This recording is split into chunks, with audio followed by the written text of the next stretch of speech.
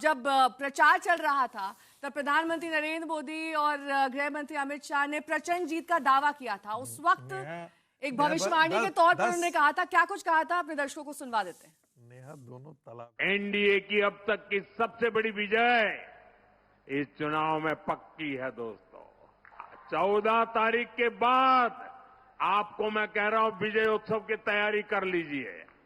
14 नवंबर को काउंटिंग है, 11 नवंबर को चुनाव है। बेलसंड वालों, चुनाव का नतीजा जानना चाहते हो क्या? जानना है क्या?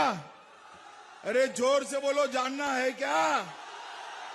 तो मेरी बात याद रखना, 14 नवंबर 8 बजे बैलेट बॉक्स खुलेंगे, मतपेटियां खुलेगी, 9 बजे मतगणना शुरू होगा और 1 बजते बजते लालू राहुल की पार्टियों का सुपड़ा साफ होगा। तो सभी खास मेहमान हमारे साथ जुड़े हुए हैं। शाहनवाज जी, मैं रुक करूंगी आप, लेकिन इस बीच बड़ी खबर आपको बता दें, रुझानों में कांग्रेस सिर्फ 1 सीट पर आगे चल रही है। बहुत बड़ा सेटबैक यहां पर कांग्रेस के लिए दिखाई दे रहा है।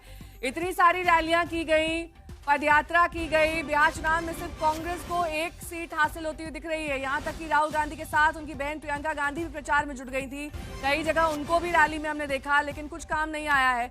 रुझानों में कांग्रेस सिर्फ 1 सीट पर आगे है। संगीत रागी जी, वजह सबसे बड़ी बात है, इसके वजह राहुल गांधी स्वयं है। राहुल गांधी ने जिस प्रकार से पूरे अपने गठबंधन को, महागठबंधन को डुबाया, अपने महागठबंधन के साथियों को डुबाया, उनका जिसको कहते हैं ना, अभी जो कह रहे थे शशि शेखर जी, ये जो जितने परिवार के पारिवारिक पार्टियों के नायक हैं ना, अपने आप को शीश महल में रख करके चाहते हैं वो एंटाइटलमेंट की हो, उनके पास सत्ता आनी ही चाहिए। शशि जी, मुकेश सहनी जो इतनी बार्गेनिंग कर रहे थे, वो डिप्टी सीएम बन जाएं, खाता नहीं खुला है उनकी तालाब में कूदे तो अपने तो डूबे ही डूबे, साथ में साथी को भी डुबा गए। देखिए, ये जो पैसे वाले लोग, ताकत वाले लोग या विरासत वाले लोग अचानक आए, टिकटों को अपने हिसाब से बांटे, उनके विरोधी आरोप लगाए कि वो बेच देते हैं, पर ये मुझे मालूम नहीं क्या होता है, लेकिन अपने हिसाब से टिकट बांटे। तो किस मॉरल ग्राउंड्स पे बार्गेनिंग करते हैं?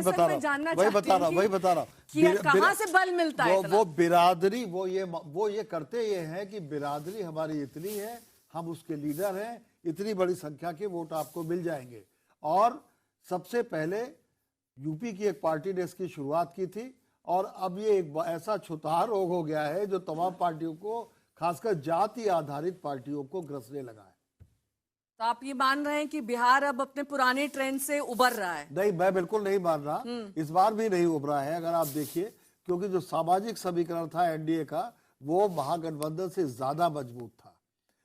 उभरा कुछ नहीं है, लेकिन यह है कि सर्टेन मैनेजमेंट ऐसा जरूर था कि लोग छठ के बाद गए नहीं वहां पे वापस, महिलाओं ने ज्यादा वोट किया, और उन दोनों को मिला दीजिए तो संख्या बहुत ज्यादा बढ़ गई, और जो टोटल वोट परसेंटेज था वो तो एक ही तरफ का रिजल्ट लाता ना, या तो इधर का या उधर का, बीच का रिजल्ट थोड़ी आने वाला था। आशुतोष जी, जो एसआईआर यहाँ पर इनके लिए काम किया है, अगला चुनाव पश्चिम बंगाल का आने वाला है, वो वहां पर ममता बनर्जी एक बड़े रोड़े की तरह सामने आएंगी, हर्डल है, या फिर वहां पर हो सकता है ऐसा?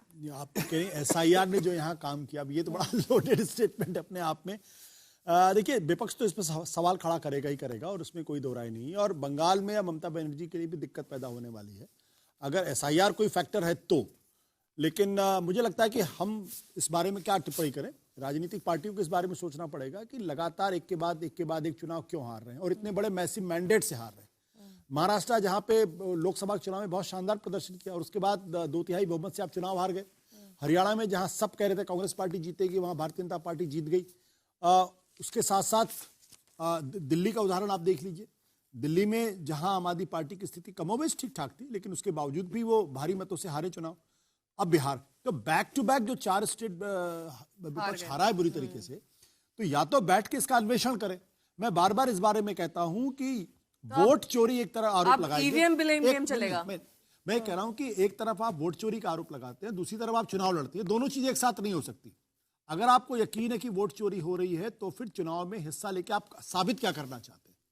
आप कह रहे हैं अगर चुनाव हाईजैक हो रहा है तो आप चुनाव में हिस्सा क्यों ले? भाई वोट चोरी अगर वो हो रही है, वो कह रहे हैं, तो सड़कों पे उतरते क्यों नहीं है?